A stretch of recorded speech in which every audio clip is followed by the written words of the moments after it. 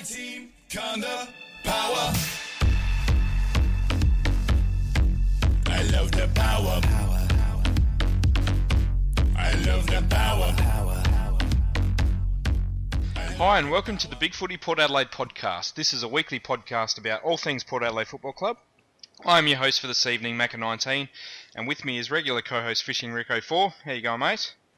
Yeah, good, thanks, Macca. What about you? Yeah, good as always. And also joining us this evening is someone that's got a long history in giving his opinion on all things Port Adelaide on the internet, dating back to the old Usenet bulletin board days. He's been on Big Footy for about 12 years now. We're talking to Kaysee. G'day, Port Board, Macca, Fishing Rick. How is everyone? Good. Yourself? Yeah, not too bad. I feel archaic, mate. Been around the internet for about 15 years on the forums. Oh, it's been a long time, hasn't it? It certainly has. I remember you and Asgardian from those Usenet days, and then, getting brought over to Big Footy when it was a barren wasteland. Yeah, I remember there was about 4 people that used to post on Big Footy in the Port Board when I joined. So yeah, it's amazing how it's grown. All right, as we do with all first timers on the podcast, we might find out about your history and how you came to support Port Adelaide. Sure. Look, I've been supporting him for as long as I can remember, basically. Probably through my grandfather and mother's influence. Grew up in the country, so we couldn't really get to the games and were a bit, I guess, less well off, so couldn't afford membership. So I just supported him via TV and newspaper clippings and reading everything I could, pretending I was Russell Ebert in the backyard with my brother, doing kick to kick. And then eventually, by the time I was in high school, started going to school with the likes of Stephen Carter, who's one of our sort of original AFL listed players. Absolute champion. He was. He's a rough ball, I reckon. And my brother played some under-19s at Port at the time as well, before he moved on to Centrals and North and sort of the country leagues. And yeah, I started then working during the 90s, and me and my mates started buying memberships and going to games through the 90s and haven't looked back since. Beautiful. All right, well, just a couple of questions just to find out a little bit more. What was your first game that you can remember? I can't recall my first SNFL game. I was just too young. The first power game was easy. It was round 1 versus Collingwood at the G, where we got absolutely thumped, but it was a blast because we're in the AFL and we didn't care. Managed to get my mug on the Channel 7 News before the game in an interview.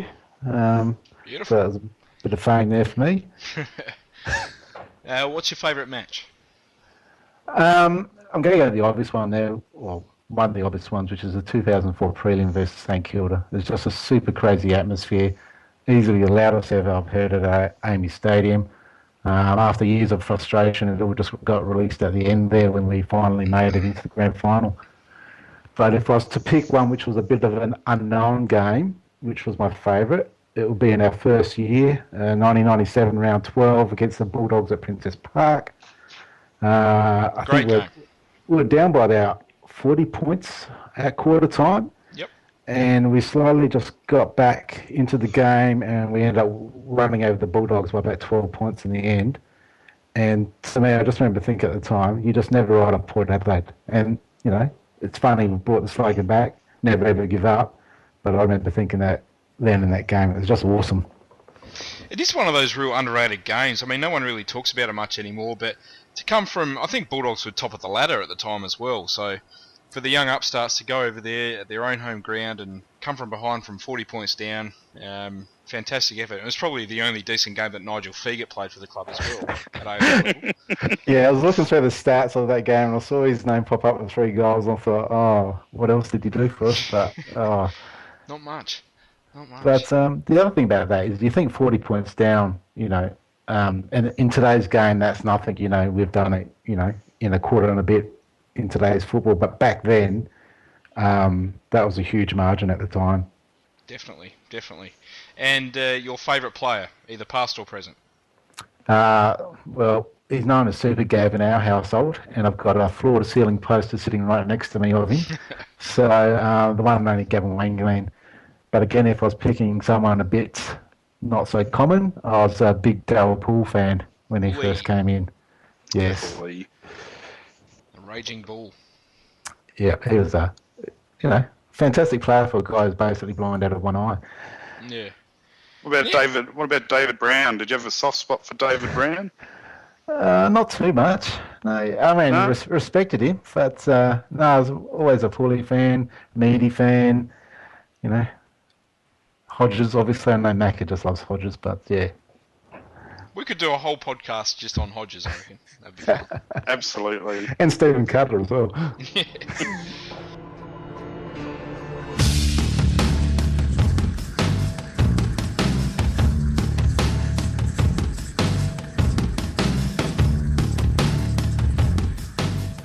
All right, well, we might move on and start talking about trades. Not much has happened in the last week. The Polec trade is still going on. It seems to ebb and flow every day. The news out of Melbourne seems to be that he's going to choose a club tomorrow. I think a lot of people are expecting that to be the Crows. Kaysee, what do you think about that, mate? Look, I like Polec. I like his skills, but I don't want to pay overs for him. I'm happy just to wait it out. Offer pick 30 or 32, whatever it gets down to once the compensation picks come into play. Does anyone know if he picks the Crows, but the Crows can't come to the party for Brisbane, can he then change his preference and agree to a trade to Port for pick 30?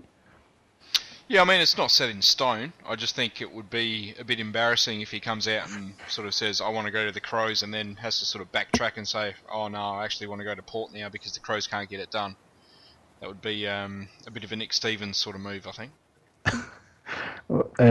Absolutely. Well, to me, so far, he seems a bit like just through his tweets, and he seems a bit self-centered and almost a bit of a Nick Stevens character at the moment, so... I actually really like his tweets. I reckon it's taken the piss out of the sort of trade game a little bit, which is good. Because a lot of people take it a bit too seriously, I think, and he's having a bit of fun with it, and something a bit different. No one's ever really done that before. So yeah, it's something a little bit interesting. I like it for entertainment value, but I just think it's got a lot of come back and bite you on the bum factor about it. True. Yeah, but how old is he? He's, what, 20, isn't he? Something like that, yeah. 20 or 20-year-olds. Yeah. When do you think of the consequences of your actions when you're 20 years old?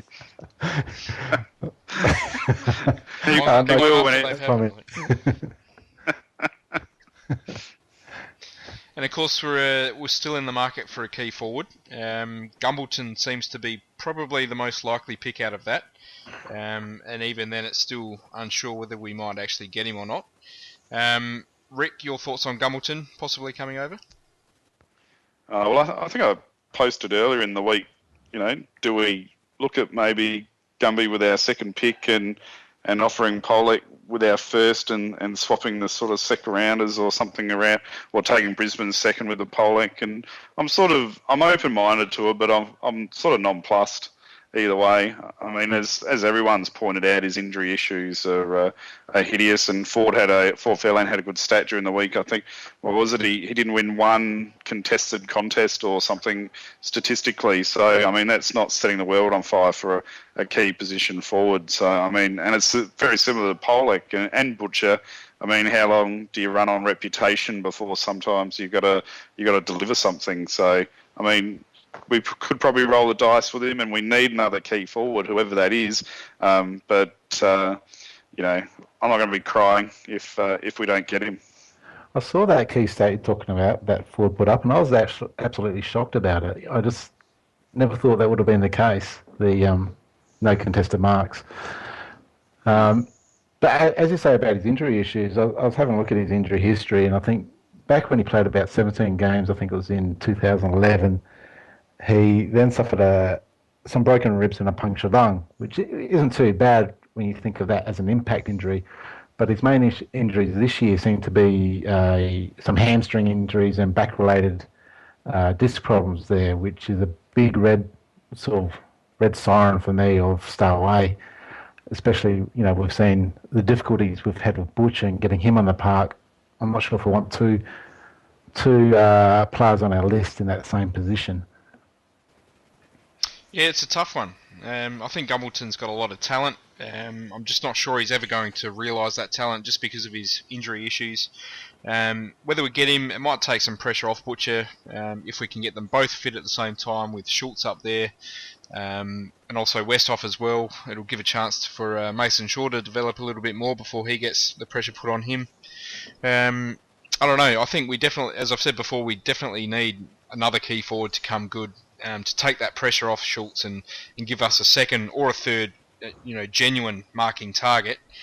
If Gumbleton's the best that we can get in that, then so be it. We'll certainly welcome him to the club and hope he can do his best. So I've got another option perhaps to look at, and I think it's been raised before, and I think Fishing Rick might have a few comments here to add as well, but Andreas Everett from the Swans is apparently being shopped around, and he's one I haven't seen lots of, but what I have seen of him when he's played for the Swans, I've been quite happy of what he's put out there for a developing player, and I wouldn't mind looking at him, to be honest. I think he's got the height and speed to help out as a third key position forward around Schultz and Westhoff. Yeah, no, I just don't rate him. I don't think I've ever watched a game where I've seen him actually influence the game, to be honest. And I think I'd be more excited by Gumbleton than Everett. And I mean, he's still young though, or is he still young? I can't even. Do you know what his age is now? He's about 24, I think. I know the big guys mature later, and because he's a pretty tall fella, isn't he? He's about 197. Well, he's 194 centimetres. He's probably the tallest small defender I've ever seen, probably, because he doesn't really play tall at all. I'm not sure I don't know how he'd go playing as a key forward, because at the Swans he tends to sort of creep forward a little bit, but most of the time he's playing in defence, in sort of that defensive 50 area. Yeah, I'm not happy with his defensive side, but I think as a forward, I don't think we'd need him to be that game-winning forward if we've got Schultz and Westhoff and our small forwards around. We just need someone to compete and who can bring others into the game.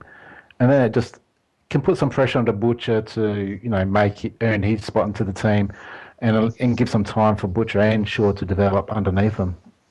That's why I'd be looking at him. I think we could probably get him pretty cheap as well. So is no one convinced that Redden could be the third forward for us? Because everyone seems to be talking about looking outside, and I still wonder if we just focus on trying to develop Jared a bit more this year. No, I'm totally sold on that idea. I'll give a shout out to another Port board member. His name is Port Fan 36, I think it is, from memory. But he's a colleague of mine, and he apparently has some insider information from our fitness guys, and they rate Redden as a forward as one of the best sort of key position forwards we've got on our list. So we could pursue that, but it's whether we take him away from ruck to do that or not. Yeah, I think Lobie's probably locked in his chances for number one ruck next year with how he finished this year. We'll talk about him a little bit later on. I think with Redden, my issue with him as a proper key forward is he's quite cumbersome. He doesn't seem all that quick. So if he's not going to take a mark, he's pretty much dead in the contest, in my opinion. But you got Jay Schultz, who's obviously quite speedy. So, and obviously then you got your far smaller forwards that could probably cover for that and apply that defensive pressure when he's on the ground. I just think, and he might still get a bit of speed because he's still young and getting his fitness base up. But and with the changing to the interchange rules as well, if we develop Reddo to be that third forward, it sort of helps our tall structure because. With Westhoff playing up the ground all the time in that floating role, we always lose that second key forward. And the problem with that as well, because he sort of plays as a running player, it means we almost need to carry another tall player, and then how many talls can can we have? We can't really put in Butcher and Redden and Lobie and Westhoff. With the other ones, it's probably then we're too top heavy. So I guess Redden would give us that flexibility in the ruck that perhaps maybe Butcher won't give us. Yeah, look, he's also got form, playing as a key forward. I know in his underage years, he did end up best on ground in a couple of finals, playing as a key forward. I think he was also best on ground in a reserves final, playing as a key forward. And I think at SANFL League level, he's had a few mini bags of 4 or 5 goals on a couple of occasions as well. So he does have form in that area. And look, if he could become that sort of marking tall full forward even, and end up kicking 30 goals for the year and helping out in the ruck, that would be perfect, really. So if we go use him for that role, or we're looking at using him for that role, then do we need to shore up our ruck stocks beyond Loeb and Renouf, and target someone like Stanley? I think, yeah, I'm not sure we're going to be able to get Stanley, to be honest, just because of the whole McAvoy thing. We'll talk about that in a little moment as well. But yeah, I think our best course of action will probably be to draft a young ruck. That would probably be the way that I'd go with a late pick, to see if there's a couple of young ruckmen out there. There's a guy called McKernan on the table, apparently. Yeah, I would much rather probably redraft Barnaby French, to be honest. What's the other one that people put up that you love, Macca? Thorpe? Well, he's not a ruckman, so that's all right. But I still wouldn't touch him with a barge pole either, to be honest. But there was, so I can't remember who brought it up. I apologise to everyone, but someone brought up in the draft there was a young possible ruckman in the third round that might be available, sub with an N, Napiski or something like that. I think it was, but Nankovich. Yeah, that's the one. Thanks. Yeah, Nankovich. Yeah. I mean, I'm keen to. I think maybe we just go to the draft. I don't think there's maybe going to be enough there to really add to our list, and how much more do we need to add anyway? So maybe let's just go the normal draft way. I'd also be keen to have a look at that Marsh that tore up the draft camp. He put in some amazing stat times for a taller fella in that Bontempelli. I think they might be ones to look at. Maybe instead of throwing everything away on some players that maybe want to come, don't want to come, or whatever. I think, if worse comes to worse and we do have to go through the draft, I'm pretty positive we'll pick a couple of really good players with our first couple of picks. So, that's certainly not a bad track to take if it comes to that. I'm totally comfortable with that approach as well. And maybe that's what the club is going. I mean, we don't know what's going on behind the scenes, and a lot of the rumour and innuendo is obviously just made up. But obviously the club's not falling over themselves to throw up our draft picks. Using Polec as an example. So maybe they're taking the same stance. Well, if we don't get them, well, who cares? We'll just get something in the draft. Yep, that's fair enough too. We might have a quick chat about some of the other trades that are going on across the AFL. Obviously, the biggest one in the last week has been the Ben McAvoy trade to Hawthorn. He went to Hawthorn in exchange for Shane Savage and a first rounder, which has gone back to St Kilda. It was one that sort of came out of nowhere, really. No one really thought it was going to happen. Everyone assumed that Billy Longer was going to go to Hawthorn to fill that ruck void once Bailey retired. But McAvoy really snuck in there and has come from the clouds there. Kaysee, I might start with you on that one, mate. Like you said, it just took everyone by surprise. I think Hawthorn have done a good job getting him in. McAvoy, I rate him as a ruck. I liked his work at St Kilda. But I can't really... Yeah, Savage, he's doesn't spits and spurts, but I haven't really seen enough of him to form a great opinion of him, so can't really add too much more to that one. Rick? Well, no comment. Similar to it's similar to our scenario with the. I've always got a comment, Macca. Come on, but it's similar to our scenario with Redden and Lowe. But I mean, obviously McAvoy's a lot more developed, but it's going to be interesting to see how Hawthorn are going to carry the two rucks, because, I mean, McAvoy didn't really do too much up forward. He was more not just a number one ruckman, wasn't he? So, but Yeah. you're right. It did really come from the clouds. I wasn't expecting it. And the first thought I thought was, play Hawthorn, it's a great deal for them. That's just what they need. And probably better than drafting Longer, to be honest. So he's still unproven. And they get a good mid-20 age ruckman, for a late first round pick, which they probably identified that they don't need.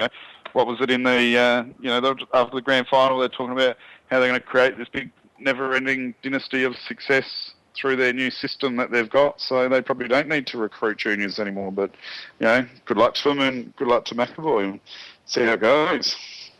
Yeah, I think it's probably a mutually beneficial deal, really. I think McAvoy to Hawthorn, that's a really good effort for them. I think he's probably going to end up. Personally, I'm not someone that rates McAvoy's actual ruck work all that highly. I think he gets thrashed often. He can't jump. He has a lot of trouble in sort of directing his taps. But he's still probably going to end up being the best ruckman Hawthorn have had over the last probably 7 or 8 years since Spider Everett moved to Sydney. He's certainly better than sort of Hale and Bailey and Renouf and Campbell, all those sort of guys that have filled that void for them over the last few years. And I guess whether you think St Kilda's done a really good job or not depends on how you rate sort of Shane Savage. And I'm someone that thinks that Savage is just in need of an opportunity to really take a chance as a first string player. I think he'll do a really good job. And for St Kilda to end up with another first round pick, that'll probably give them 3 or 4 picks inside the top 20 or 22 once Del Santo leaves as well.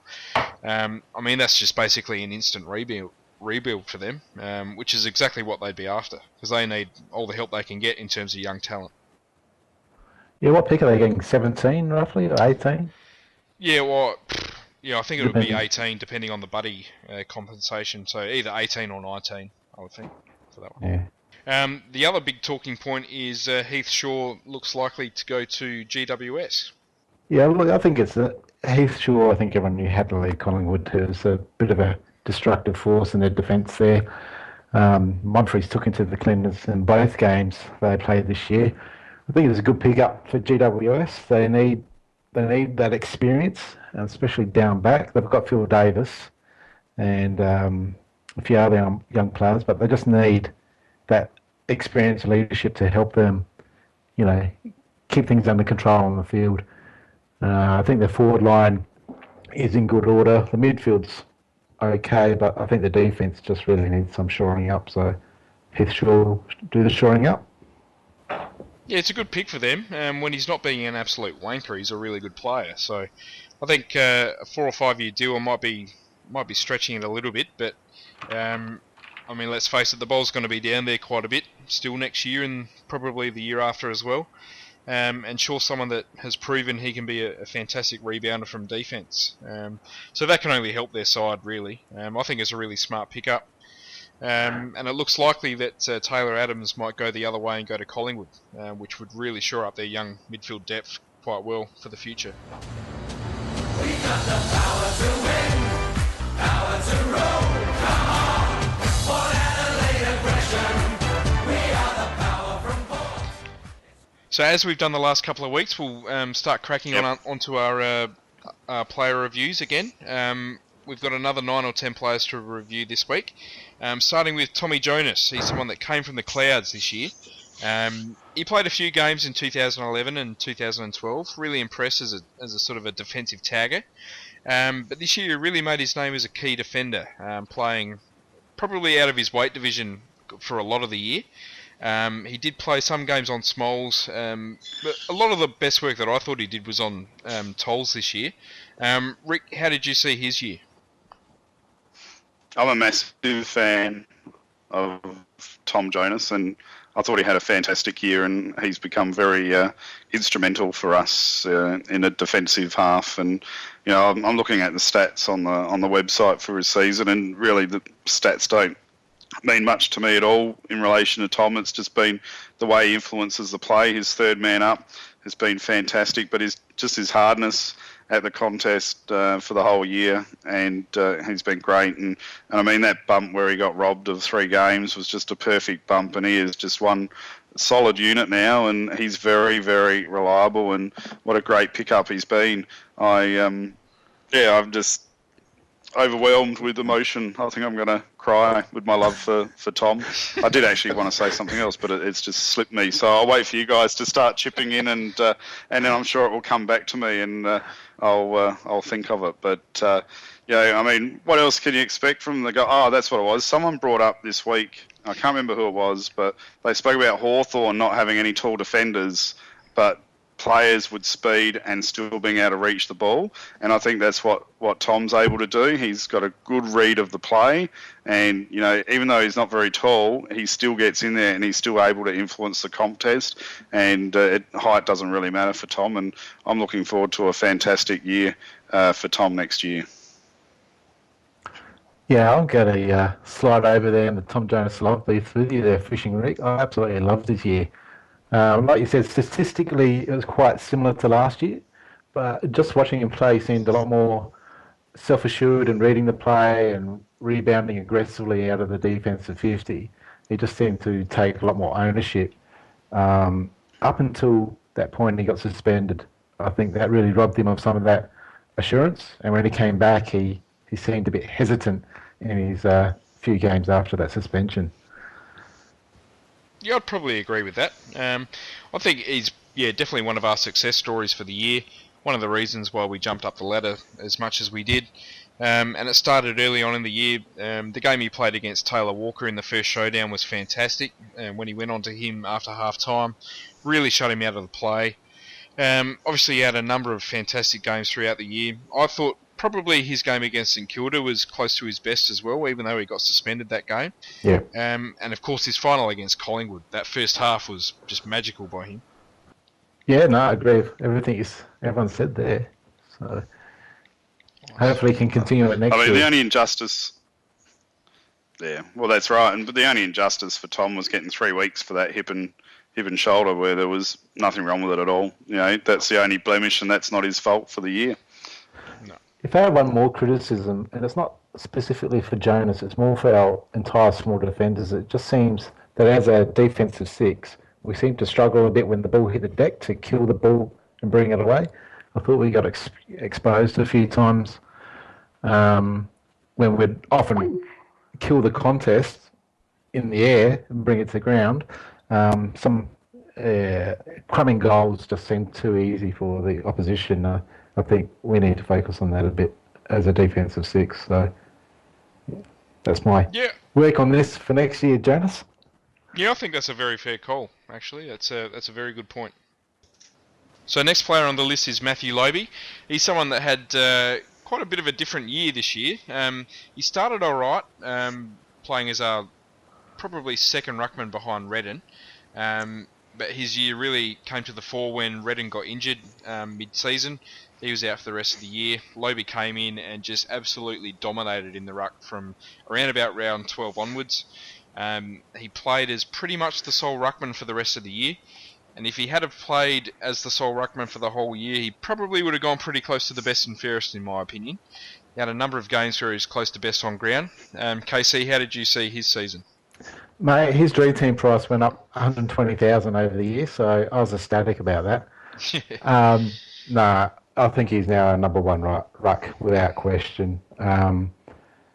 Like you said, he didn't really kick into gear until round 12 when he was given the sole ruck responsibility, and I think that's historically been something, a bit of a trend for ruckmen.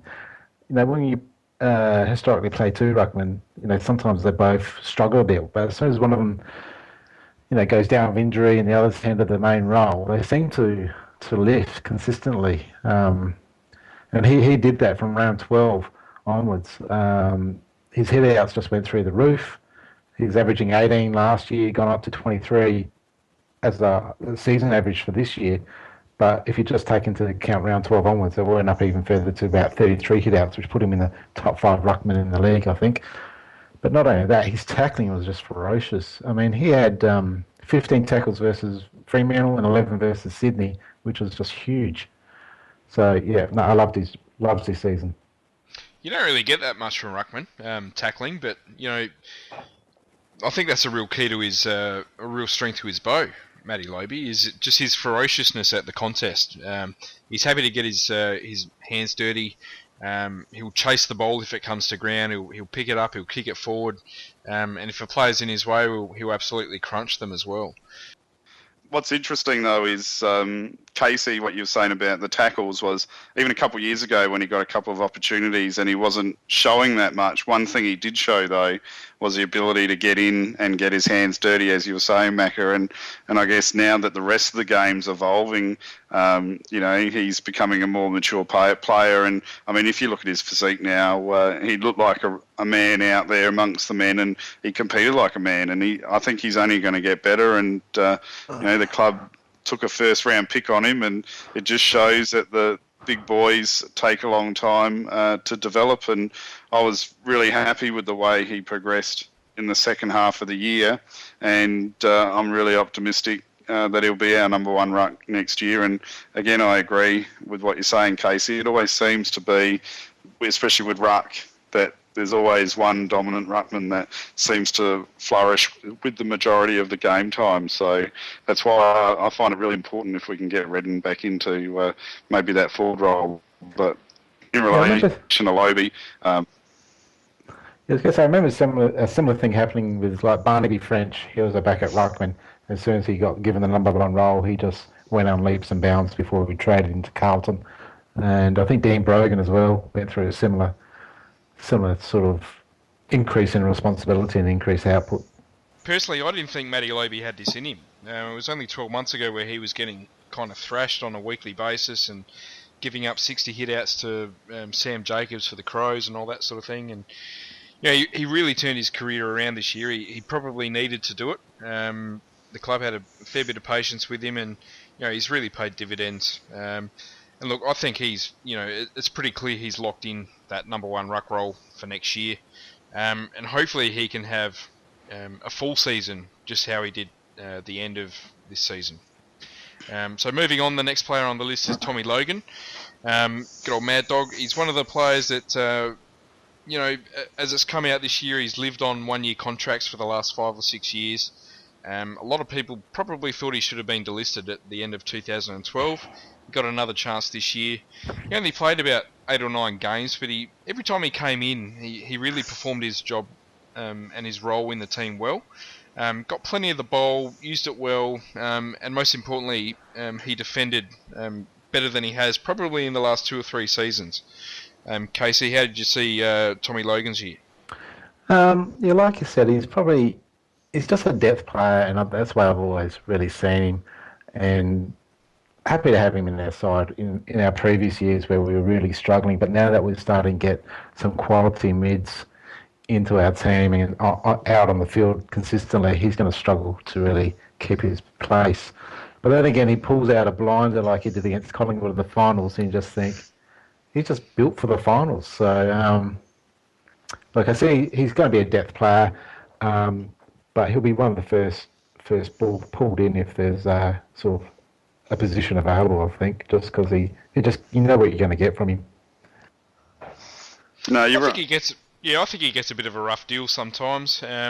Sure, his disposal sort of in previous years hasn't been great. He can sort of go in kamikaze-like without actually thinking of the consequences.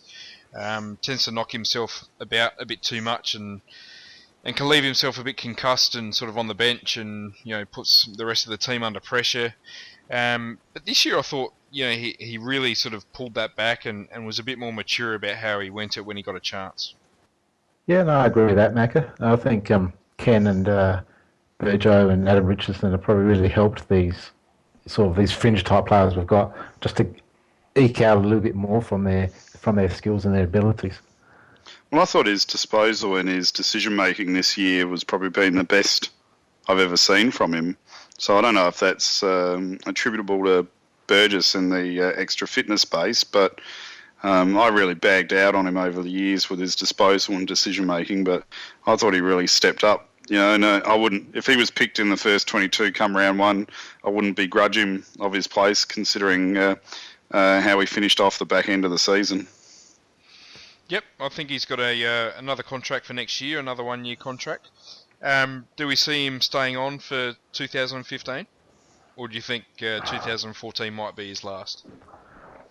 I think he's got still a few more years past that. He's 28 at the moment, so he'll be 29 next year. So I think it will just come down to a year-by-year sort of review and analysis.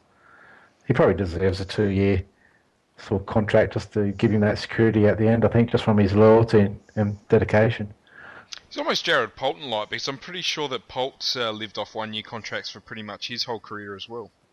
Yeah, that's a good call. All right, next player on the list is one of our rookie list players, Kane Mitchell. Good old Lord Farquhar. He came to the side as a Sandover medalist last year in the Waffle.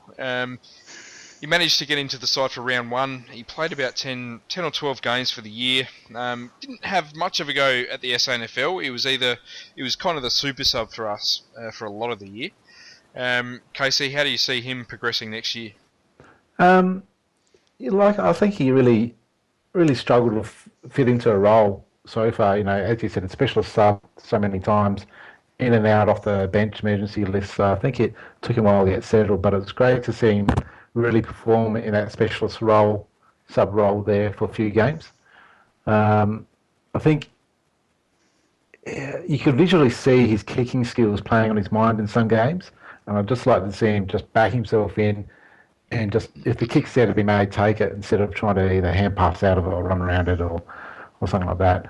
I think he might struggle for place as a specialist sub in 2014, especially now we've got Matt White on board. So that's where I see he's at the moment. Could you argue that he's sort of an upgraded Simon Phillips? Probably, yep. That's what I see in him. And, I don't want to be disrespectful to Kane, but he was sort of a bit of an enigma for me. I thought at the start his sub games were fantastic, and then he got an opportunity with full games, and then in the full games he just he disappeared, and then as the season wore on he became a bit more fumbly and sort of overran the ball, and his effort was there, and you can see that he's a fit player, but he just seemed to lack that polish, and it just reminded me of that former player, but obviously he got a little bit more ball, and I just can't understand why. Unless it's just the role in the team and it's unfamiliar to him, but I just can't see how he couldn't transition from that sub position where he was getting a bit of an influence to the full game where there was minimal influence, and if he keeps that output up, I think he's going to struggle for game times, because obviously if you're going to play a full game you need to be influential. No, I agree. I guess another role he might be able to play in the future is possibly as a gut-running tagger, taking over from a Kane Corns type role in the future. I think we experimented with him in that type of role against West Coast, was it, in the pre-season? And his fitness might be able to seem well suited to that type of role going forward. Yeah, look, I think that's a pretty good call. It is possible that he might end up as a tagger in the future. I think even in a couple of games this year, he did sort of try and play that role. I think Ken might have put him in a bit of a tagging role a couple of times for a bit of mixed success. I think personally he's probably going to be up against it. I think it's pretty clear he leaves everything out on the park. Look, he absolutely goes at it 100%, and good on him for getting this far. Whether he becomes a full-time AFL player, I'm not too sure he's got the skill level to be able to pull that off. I think to have a player that really doesn't have that great skills as Kane does, even with his other benefits in his fitness and his pace, I just think his skill level is such that unless he can seriously improve it, it's going to really hold him back for a full-time job at AFL level. I think his size, though, might work against him in relation to that tagging role, because I saw him at the club one day, and what is he, about 5'7", 5'8", and he's not a very big guy, and will he have that size to run with the key midfielders and extractors? That it might be a bit too far of a stretch for him. That's the only problem I might see. All right, moving on. Next player on the list is Angus Monfries. We recruited him as a free agent, our very first free agent last year from Essendon. I mean, who really saw that year coming from Angus? He had his best year at AFL level. He ended up coming 6th in the Best and Fairest. He finished 10th in our Best and Fairest award. And he just had a super consistent year, whether he was kicking goals or taking marks inside 50. He was second in marks for the club for inside 50s and also goal assists, or even pushing up into the midfield. He had a fantastic season. Rick, how did you see his year, mate? Loved it. I loved it. I wasn't convinced when we signed him, to be honest. I was like, yeah, vanilla, and especially a 4-year deal. I was thinking, geez, what have we done here? But how wrong could I be? Because he was fantastic. His influence all around the ground, which is what he was looking for, a bit more of a midfield role, was just fantastic. And I thought he provided a fair bit of leadership for our younger forward team as well. And I was very, very pleased to see how he performed this year. And the only criticism I thought of his game for the year would probably be his lack of confidence with set shots. It did seem to be quite obvious at times that he didn't really want to take them. But other than that, fantastic. And I just, fingers crossed, hope that he can follow it up next year with just an equally good year. And if he can, I think he's going to drive us a long way to repeat finals. How dare you doubt my buddy there, Fishing Rick? He's my poor buddy for this year. I picked him at the start. And I've just loves his year. Sorry, mate. Yeah, hard to ask for anything more. Just whether it be up the field. Sorry. His goal kicking was great. I'd like to see him settle a bit more if he's got a set shot inside 50. Same with all our small forwards. We seem to look off a bit too much, but hard to criticise anything else. Hopefully he can get up the field into the midfield a bit more in 2014, and hopefully Asada stay well away from my buddy. So, yeah, that's what I've got to say. Yeah, he definitely had the kicking yips earlier in the year. I think he sort of nutted them out by mid-season, and his end of the year in front of the six was pretty good. And look, no matter what he does for the rest of his career, he'll always be remembered for that goal against the Crows in the showdown, really. Yeah, I watched that highlight just before we came on the podcast. That was just brilliant. Great stuff. And got to mention his 7 goals against Geelong at Cardinia Park. What a goal. As well. Next player on the list is Andrew Moore. He's one of our midfielders that really sort of struggled in previous years to find a spot in the side. This year it finally looked like he made a spot in the side his own. Playing as a midfielder, playing as a centreman. He really got to go after getting dropped sort of earlier in the year. As we've said a couple of times, Ken Hinkley said something about if you don't chase, if you don't run after your opponent, you don't play. I still believe that was directed towards Andrew Moore. He came into the side again a couple of weeks after that and really played a very consistent style of game for the rest of the year. He had a couple of fantastic games against Collingwood, against Brisbane and against Sydney. Rick, how did you see his year, mate? Yeah, I think summation's pretty good there. They really made him earn his spot once they left him out of the team, and he really had to show some very strong SANFL form to get back in the side. But once he got in, I was very happy with his performances. It seemed to me, you guys might have picked up a bit better than what I did, but there seemed to be certain games where his possession count was less, but it was almost like they were playing him as a bigger-bodied tagger in the midfield or a defensive midfielder.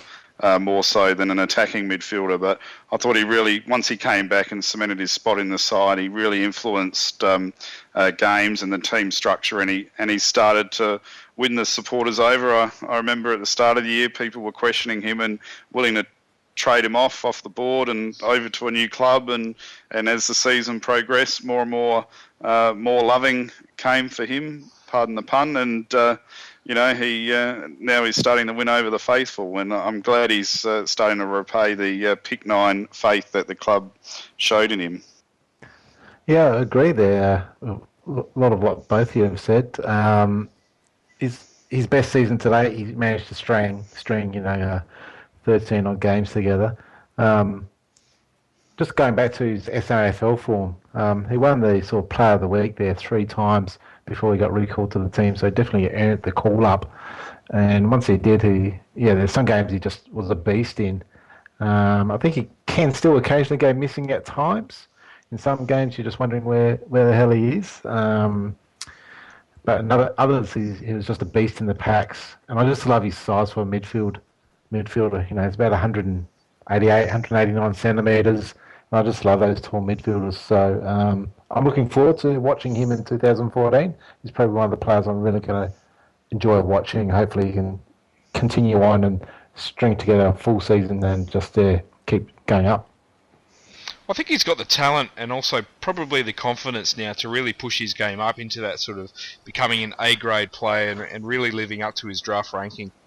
I know I've said a couple of times now, but he's probably the number one player that I'm really looking forward to seeing next year, just with another year under Burgess, another year in the weights room, trying to get him super fit and turning that sort of defensive-minded player into more of an attacking, goal-kicking midfielder, which he can do, which he's proven he can kick goals before.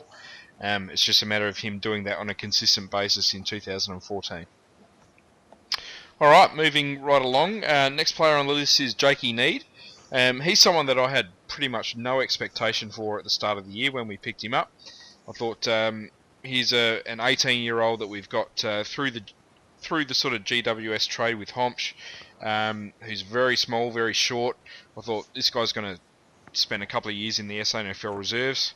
How wrong was I? He played round 1. He played a lot of games through the first half of the year. He did noticeably sort of tire through the second half of the season, but he had a massive impact at times throughout the year, especially against West Coast and Sydney and Collingwood. Kaysee, I'll start with you this time. How did you see Needy's game this year? Oh, Jakey Need, the half a pick, the steak knives. That's what I refer to him as. The bonus for the Homsch trade. He just surpassed all expectations, and I think after his first few games, people were going, Hitchcock, you're never going to get back in the side now, mate.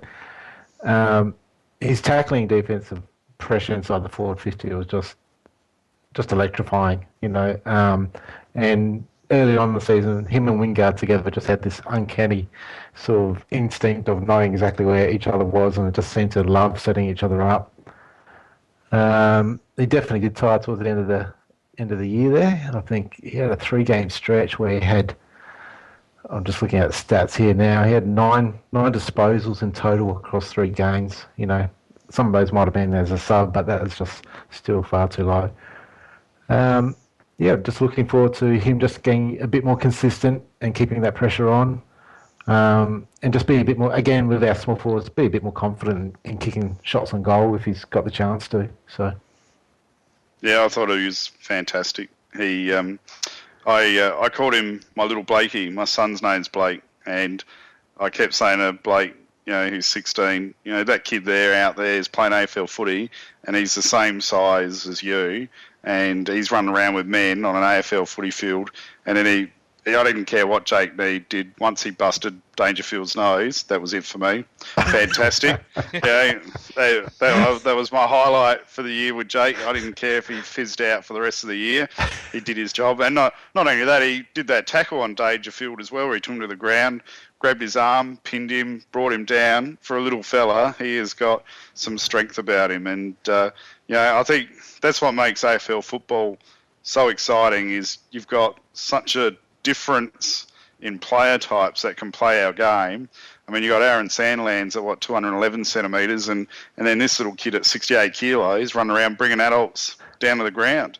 And I agree, he tired out, and a lot of people actually forgot about the fact that we're still in development mode as well, and so everyone was really ready to chuck him out straight away, but we still needed to get some game time in him, and unfortunately, he did tire out at the end, and he had to go, and he'll be back bigger and stronger next year. And I noticed someone today on one of the boards was making reference to Tyson Edwards.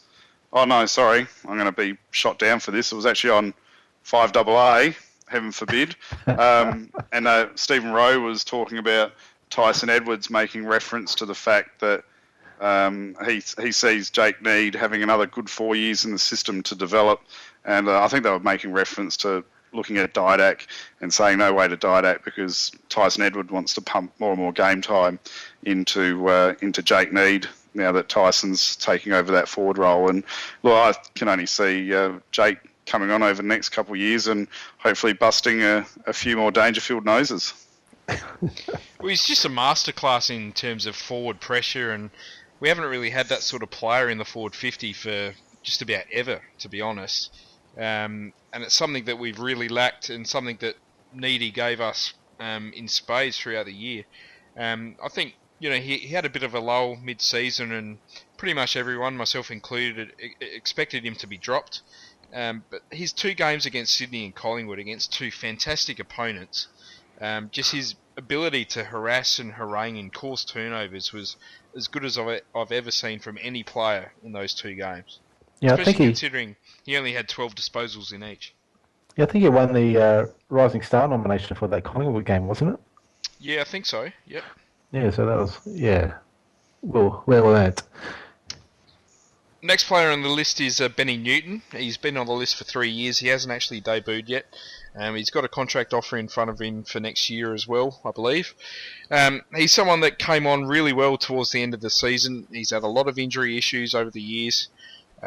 He's finally got his body fit, and he played pretty much the whole season in the SANFL for Port Adelaide Magpies. He moved over there at the start of the year.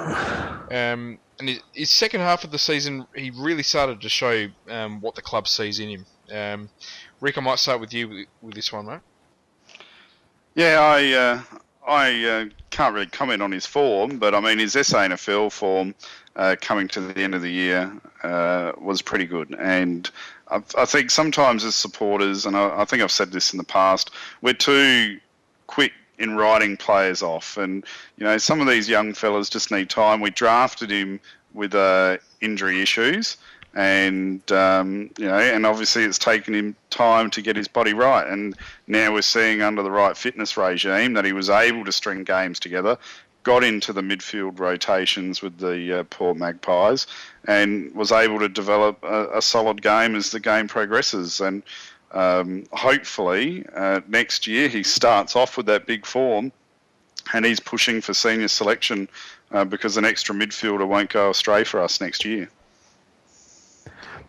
Yeah, I can't really add too much here. I haven't really seen a lot of him at SANFL level at all, aside from what I read in the sort of player reviews, which he got sort of 2 SANFL players of the week there. But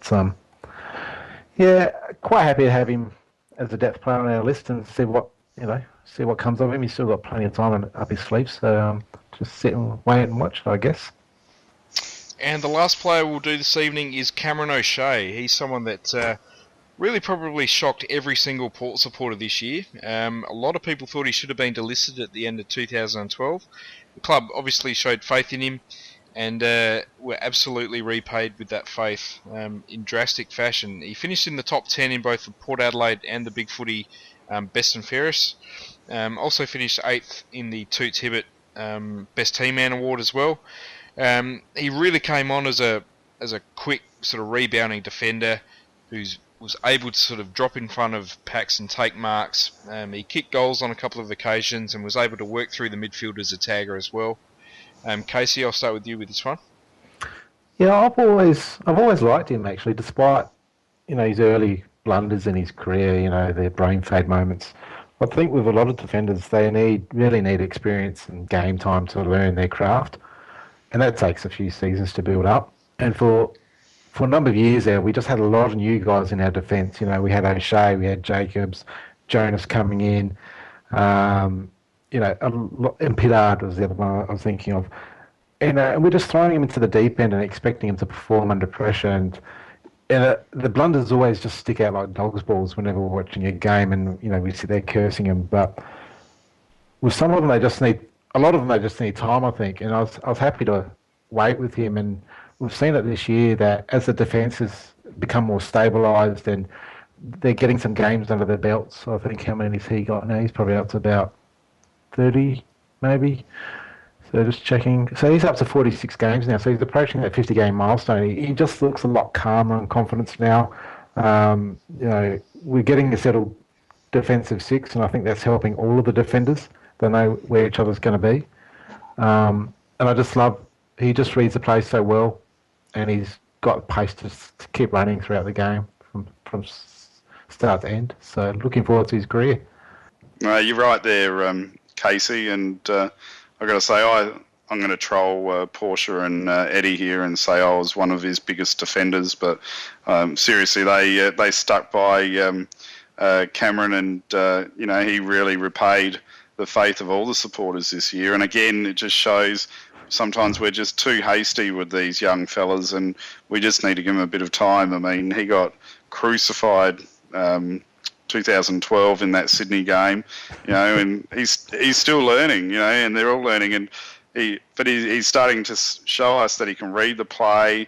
He's got great endurance running from the half-back line. His intercept marks are starting to come together. I thought that first final, he was a fantastic player. Yeah. And the only real criticism of him, which will improve with experience, is sometimes he takes the wrong option or fluffs the kick coming out of defence. But as he just pointed out, he's only played 40 games. So, as supporters, we've got to just accept the fact that that's going to happen. And we've just got to give this guy a bit more time. But I think he's starting to show in say, 2 more seasons that he is going to be a top-notch half-back flanker. And, I think it's very exciting. Yeah, I mean, from making those blunders against Sydney to being our best finals player this year in the space of 12 months. I mean, he was phenomenal in the finals. Not even just against Collingwood, but his game in the semi-final against Geelong was fantastic as well. He was actually we voted him the best on ground that night on the boards. The thing I really like about him is his physical attributes. I mean, he's just super quick and super damn fit. Like, so many times this year towards the end of the games, he was still there absolutely bolting out of defence, trying to create the play. When everyone else around him seemed to be standing still or tiring, he was the one that was super fit and running it out to the end. Look, he's probably my favourite player at the moment, to be honest.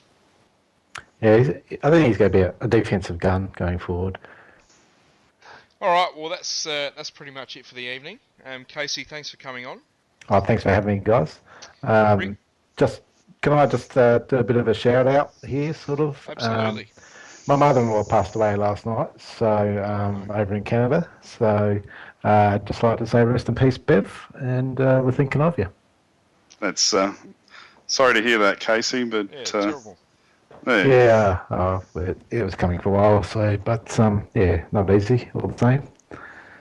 But thanks for having me on, guys. It's been great. So no, it's been a pleasure, mate. I enjoyed the company, and quickly before Macca jumps in and cuts me off, I know you like your fishing. Get out with the family and enjoy the fresh air, and as I was saying earlier, get some crab rakes and go for a walk on the sand flats from Port Gawler onwards, and go rake some crabs. It's good fun. My tip is wear some footy socks, so when they try and attack your legs, because I always seem to rake them into me, and then I can't find them in the mud, and then I'm attacking crabs and falling over in the water. So wear footy socks, and that way they won't bite your legs, and they'll just grab onto the footy socks. All right, mate. I'm writing it down now. Thanks for the tip. Dramas. Great tips there, everyone. Until next week, go the Power. Go to Power. Port Adelaide are going to do it. They are going to do what so few have done for so long. They've taken the biggest scalp in footy. Bruce, there'll be a bit of noise here in a minute. They could get second spot still. They're a Final Four chance now. The colossus of the game has been beaten.